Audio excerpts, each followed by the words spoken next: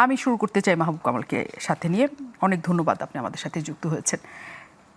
পেছনে একটু পরে যাই, সাম্প্রতিক ঘটনা দিয়ে বরং শুরু করি। 5 আগস্ট যখন আসলে এখানে 24-এর গণঅভ্যুত্থানের বর্ষপূর্তি হচ্ছিল এবং শেখ হাসিনা সরকারের পতনের, তখন ঢাকা বিশ্ববিদ্যালয়ে আমরা একটা অদ্ভুত দৃশ্য দেখলাম, সেটা খুবই সমালোচিত হয়েছে। সেটি হচ্ছে যাদেরকে মানবতা বিরোধী অপরাধের দায়ে ফাঁসি কার্যকর করা হয়েছে, বিচার মুখোমুখি করা হয়েছে, তাদের সবাইকে বিচারিক হত্যাকাণ্ড করা হয়েছে বলে তাদের সবার ছবি সেখানে টানানো হয়েছে এবং সেটা দেখতে প্রচুর মানুষ যাচ্ছে, ছবি তুলছে, একটা উৎসবের মধ্য করে তারা। এই যে 24-এর বর্ষপূর্তিতে কেন 71-এ যাদেরকে বিচার করা হয়েছিল তাদের প্রসঙ্গটি হঠাৎ আসলো, আপনার কি মনে হয়? দেখেন, আমি একটু আগে ডিবিসিতে বলছিলাম যে আমাদের এখানে এত ফিলোসফার জন্মাইছে, মানে কথা বলা মুশকিল হয়ে গেছে। সবাই ফিলোসফার এবং প্রত্যেকটা বিষয়কে ফিলোসফাইজ করা, একটা দার্শনিক গিয়ে দেওয়া। সবাই মানে মাহফুজ আলম থেকে শুরু করে সবাই একটা দার্শনিক কথা বলবে আর কি, নানাভাবে। মানে আমরা কিছুই জানি না, আমরা কিছুই মানে বুঝি না, এরকম আর কি। দেখেন, আজকে আমি এই যে বললেন না যে কনফ্রন্টেশন মুক্তিযুদ্ধ এবং 24-এর, আজকে আমি আমাদের অফিসে একটা নিচে এই চায়ের দোকান, সেখানে আমি আলাপ করতেছিলাম, তো ফাইজলামি করতেছিলাম। আমি বললাম আমি এনসিপিকে একটা সাজেশন দিতে চাই। সেটা কেউ বললো কি? আমি বললাম যে আওয়ামী লীগের তো নিবন্ধন বন্ধ হয়েছে, বাতিল করা হয়েছে, তো নৌকা মার্কাও তো আওয়ামী লীগের নাই। এনসিপি যেন নৌকা মার্কা নিয়ে ইলেকশনটা করে, মানে ইলেকশন কমিশনকে বুঝায় টুজায়া করলে হবে কি, গ্রামের অনেক মানুষ যারা নৌকা মার্কাকে মনে করে বঙ্গবন্ধুর দল, তারা ভোট দিবে, এনসিপি জিতে যাবে। হ্যাঁ, তারপরে জেতার পরে বঙ্গবন্ধুকে ছুঁড়ে ফেলে দেবে। কেন মনে হচ্ছে যে নৌকায় জিতে যাবে? সেখানে ওইখানকার মানুষ এখনো নৌকাকেই ভালোবাসে, কেন মনে হচ্ছে এতদিন পর?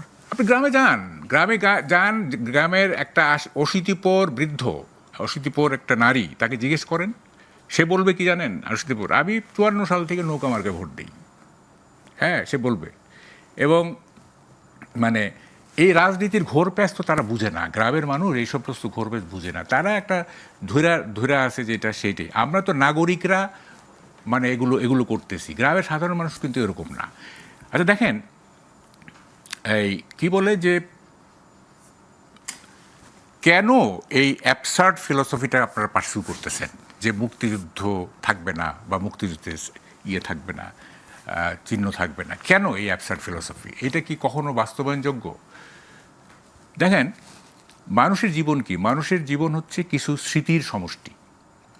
হ্যাঁ, যেমন আমি আজকে 70-71 বছর, আমার জীবন কি, এই কি করছি না করছি এইসব নিয়ে রাতে বসি। একজন এনসিপির নেতা বা একজন 25 বছরের ছাত্র, তার জীবন কি? সে সারাদিন হইচই করে ইত্যাদি, রাতে কি করে, কি তার কলেজ জীবন, তার স্কুল জীবন, প্রেমের কাহিনী, ব্যর্থ প্রেমের কাহিনী, এগুলি সে করে, মানে স্মৃতি আওড়ায় আর কি। এবং স্মৃতি নেই মানে হচ্ছে সে মৃত, সে জড় পদার্থ। তা আপনারা আমাদের স্মৃতি মুছে দিতে চাচ্ছেন? মুক্তিযুদ্ধ তো আমাদের একটা স্মৃতি না, তারা বলছে যে মুক্তিযুদ্ধ থাকবে, কিন্তু সেটা কখনো হাতিয়ার হিসেবে থাকবে না। 47 যেমন ছিল, অন্য আন্দোলন যেমন ছিল, অন্য হাতিয়ার হিসাবে, শুনেন, হাতিয়ার হিসেবে থাকুক, এইটা তো আমরাও চাই না। হাতিয়ার হিসেবে কেন থাকবে? যেমন ধরেন, গত আমলে যখন গত সরকার যখন বঙ্গবন্ধুকে বিভিন্ন কর্নারে স্থাপন করতেছিল, বিভিন্ন বঙ্গবন্ধু নিয়ে রীতিমতো একটা কি বলে অশ্লীল ব্যাপার চলতেছিল, তখন আমি এক লেখায় লিখছিলাম যে আপনারা একটা কাজ করেন, ঢাকা সিটির নাম মুজিব সিটি রেখে বাকি সব ফেলে দেন, আর কোথাও বঙ্গবন্ধুর নামে কিচ্ছু থাকতে পারবে না, কিছু থাকতে পারে, শুধু রাজধানীর নাম হবে মুজিব সিটি। যেমন হোচিমিন সিটি আছে, তারপর ধরেন ওয়াশিংটন, হ্যাঁ আছে, একটা করে বাকিগুলো ফেলে দেন। তো আমরা তো মুক্তিযুদ্ধকে সেলিং পয়েন্ট করা বা মুক্তিযুদ্ধকে ক্যাশ করা, এটা তো আমরাও চাই না। এটা এটা এটা এটা একটা জঘন্য ব্যাপার। হ্যাঁ, সেটাই তো এনসিপির ওরা চাচ্ছে, সেটাই তো চাচ্ছে। কি চাচ্ছে তারা? যে মুক্তিযুদ্ধকে কোনো রকম রাজনৈতিক হাতিয়ার না। হ্যাঁ, ওইটুক বলুক, কিন্তু এই যে 5ই আগস্টের পরে মুক্তিযুদ্ধের স্মারকগুলো যে ভেঙে ফেলা হলো, হ্যাঁ, এনসিপি এটা জয়েন করে নাই, করছে তো। ইভেন বিএনপিও তো এইগুলিতে কিছু প্রতিবাদ করে নাই। তাই এটা খুব দুঃখজনক। আমি একটা টক শোতে বলছিলাম যে ধরেন ঘটনাচক্রে 71-এ জিয়াউর রহমান যুদ্ধ করতে করতে শহীদ হয়ে গেলেন, মানে হাইপোথেটিক্যাল, তাইলে তো বিএনপি নামক কোনো দল হইতো না। এবং তারেক রহমান তখন শিশু ছিলেন, এখন তার বয়স যা আছে তাই হইতো, তাই না? তো উনি কি দেখতেন? উনি দেখতেন যে, এবং ডেফিনেটলি জিয়াউর রহমান একজন হইতেন, মানে বীরশ্রেষ্ঠ হইতেন, 1 নম্বর বীরশ্রেষ্ঠ হইতেন না? তো যখন বীরশ্রেষ্ঠদের মূর্তিগুলি ভাঙা হচ্ছিল, তখন তারেক রহমানের কি মনে হতো? আমার বাবার মূর্তি ভাঙা হচ্ছে, হয়তো না? অথচ দেখেন এই বিএনপি এতগুলি কাণ্ড ঘটলো, হ্যাঁ, এতগুলি কাণ্ড ঘটলো, কোথাও কোনো ধরনের প্রতিবাদ নেই, কোনো প্রতিরোধ তো দূরের কথা, প্রতিবাদ পর্যন্ত নেই। খুবই দুঃখজনক। বিএনপির প্রতিষ্ঠাতা একজন মুক্তিযোদ্ধা, বীরুত্তম, উনি জেড ফোর্সের সবচেয়ে বড় কথা স্বাধীনতার ঘোষক, মানে ঘোষণা একটা ঘোষণা তো দিছেন উনি, তাই না? ফলে সেই দলটা এই স্বাধীনতার স্মারক এগুলি ভেঙে ফেলা হচ্ছে, হচ্ছে, তাদের কোনো নাই। তো এখন এই যে ব্যাপারগুলো চলতেছে কি কারণে, মানে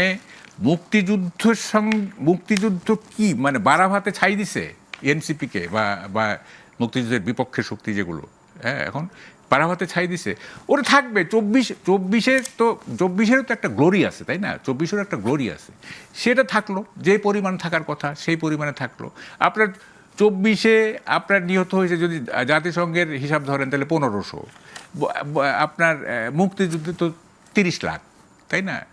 তো ওটা তো আরও গ্লোরিয়াস, তাই না? আরও গ্লোরিয়াস না, আরও নির্যাতন, আরও কত কত কত কিছু হয়েছে। তা আপনি ওই এত বড় গ্লোরিয়াস ঘটনাটাকে আপনি মাইনাস করে, 30 লক্ষকে মাইনাস করে আপনি 1500কে গ্লোরিফাই করতে। আপনার কাছে আমি প্রশ্ন রেখে যাই, কেন তাহলে মাইনাস করার আপনি বলছেন মাইনাস করার চেষ্টা চলছে, তাহলে মাইনাসটা করে আসলে কি লাভ হবে? আমি আপনার কাছে আসবো।